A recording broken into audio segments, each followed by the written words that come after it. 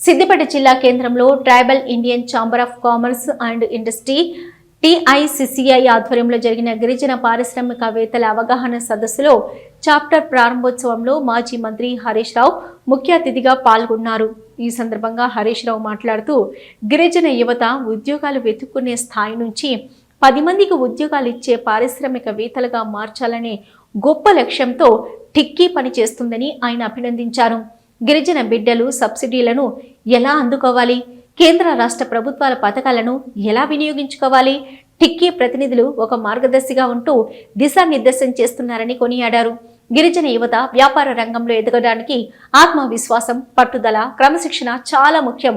కష్టపడితే ఎవరైనా విజయాలు సాధించవచ్చునని నిజామాబాద్ జిల్లా గవర్నమెంట్ స్కూల్లో చదివిన రమేష్ నాయక్ అనే గిరిజన బిడ్డ లండన్లో 16 హోటళ్లు స్థాపించి గొప్ప వ్యాపారవేత్తగా ఎదగాడన్నారు. బీఆర్ఎస్ ప్రభుత్వంలో టీ ఫ్రైడ్ ద్వారా సహకారం అందుకున్న సురేష్ నాయక్ అనే మరో గిరిజన బిడ్డ హైదరాబాద్లో హార్లిక్స్ బర్త్డే కేకులు తయారు చేస్తూ పెద్ద కంపెనీలతో పోటీ పడుతున్నాడు. ఇలాంటి స్ఫూర్తిదాయక కథల నుంచి యువత నేర్చుకోవాలన్నారు.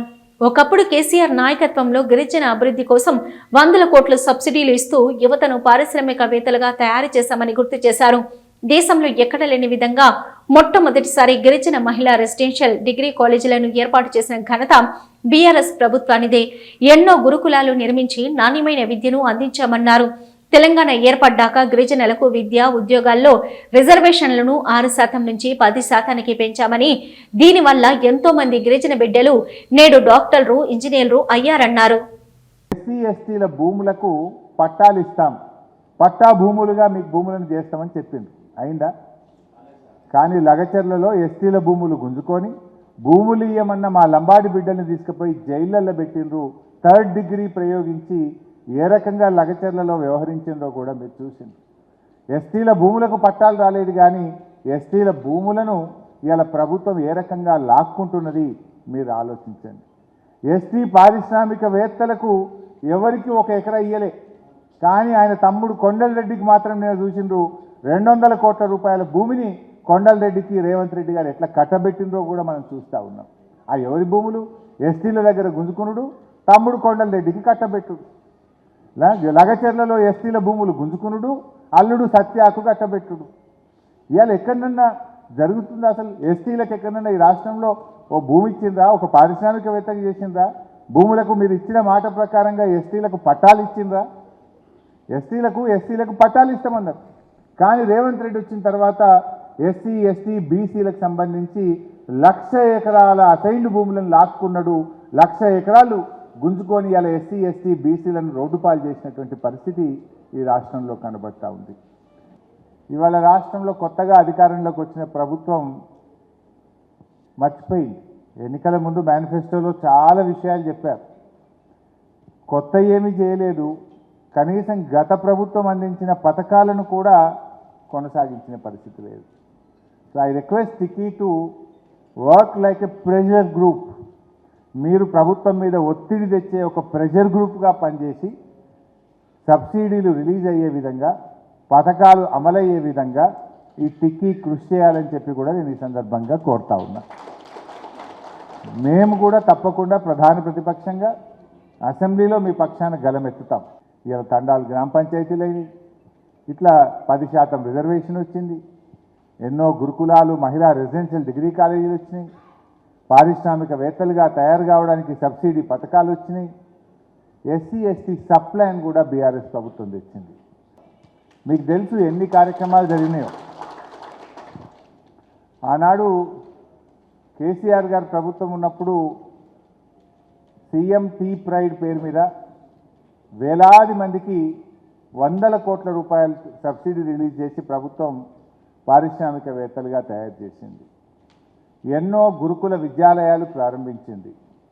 మహిళా విద్యార్థులు చదువుకోవాలని దేశంలోనే ఫస్ట్ టైం ఎస్టీ మహిళా రెసిడెన్షియల్ డిగ్రీ కాలేజ్ పెట్టింది కూడా ఆనాటి బీఆర్ఎస్ ప్రభుత్వం. భారతదేశంలో ఎక్కడ లేవు ఎస్టీ మహిళా రెసిడెన్షియల్ డిగ్రీ కాలేజీలు కూడా పెట్టడం జరిగింది. అంతేకాకుండా పోడు భూములు 6 లక్షల ఎకరాలకు పోడు భూములకు పట్టాలిచ్చి, 3 ఫేజ్ కరెంట్ ఇచ్చి, రైతు బంధు ఇచ్చి వాళ్ళను ఓనర్లుగా చేసింది ఆనాటి బీఆర్ఎస్ ప్రభుత్వం. ఇచ్చిన మాట ప్రకారంగా తెలంగాణ ఏర్పడితే గిరిజనులకు రిజర్వేషన్ పెరుగుతుంది.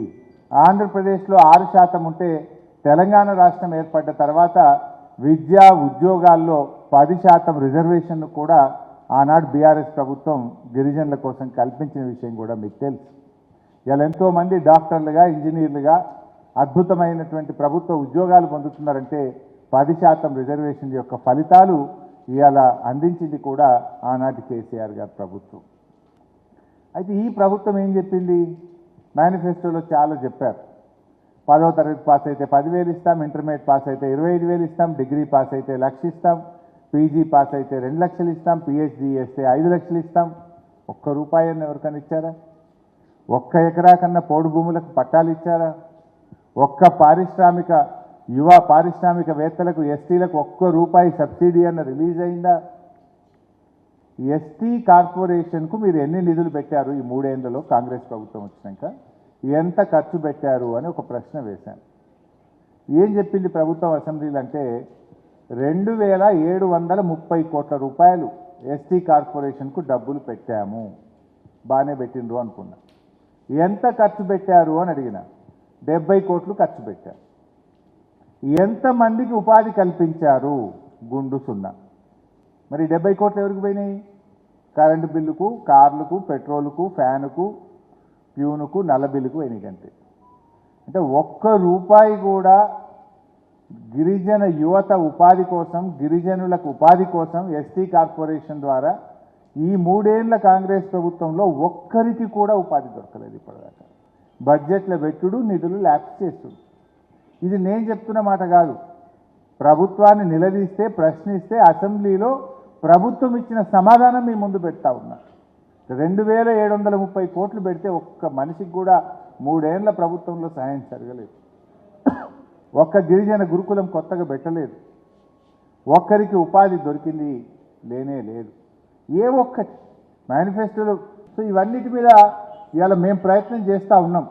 నేను మా టిక్కీని కూడా కోరేది ఒక్కటే, you should act like a pressure group. మీరు ఒత్తిడి పెంచాల్సిందే. పెంచకపోతే ఇంకా అన్యాయం జరిగేటువంటి అవకాశం ఉంది. అరే ఎస్టీ ఎస్డిఎఫ్లో పెట్టిన డబ్బులు సగం కూడా ఖర్చు అవుతలేవు. ఎస్టీ ఎస్డిఎఫ్లో నిధులు పెడుతున్నారు, కానీ ఖర్చు ఎంత అంటే సగం కూడా అవుతున్నటువంటి పరిస్థితి లేదు. అంటే ఎస్సీ ఎస్టీలు అంటే ఒక పట్టి లేనట్టుగా ఈ ప్రభుత్వం వ్యవహరిస్తూ ఉంది. ఆనాడు చెప్పింది వేరు, ఇవాళ జరుగుతున్నది ఏందో ఒకటొకటిగా మనకు అర్థమవుతూ ఉంది. ఇవాళ 2 లక్షల ఉద్యోగాలు అన్నారు, జాబ్ క్యాలెండర్ అమలైంది లేదు, ఉద్యోగాలు ఇచ్చింది లేదు. ఇవాళ ఏ రకమైనటువంటి పరిస్థితులు ఈ రాష్ట్రంలో ఏర్పడుతున్నాయో కూడా మీరందరూ కూడా గమనిస్తున్నటువంటి పరిస్థితి.